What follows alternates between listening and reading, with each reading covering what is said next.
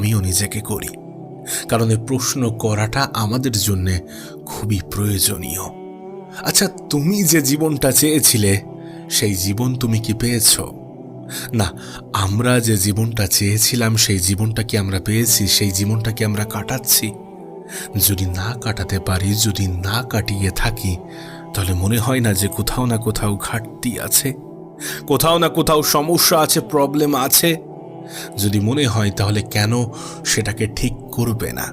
কেন নিজের জীবনের সংশোধন আনার চেষ্টা করবে না? করা তো উচিত, প্রতিটা মানুষের করা উচিত। আসলে সমস্যা কি জানো? সমস্যা এখানে যে আমাদের মধ্যে অর্ধেক মানুষ এটাই জানে না যে আমাদের কোনটা পছন্দ। হ্যাঁ, আমাদের মধ্যে অর্ধেক মানুষ এটাই জানে না যে আমি কি চাই। প্রথমে এটা জানাটা প্রয়োজন যে তুমি কি চাও, তোমার কি ইচ্ছা, তোমার কি স্বপ্ন, তোমার কি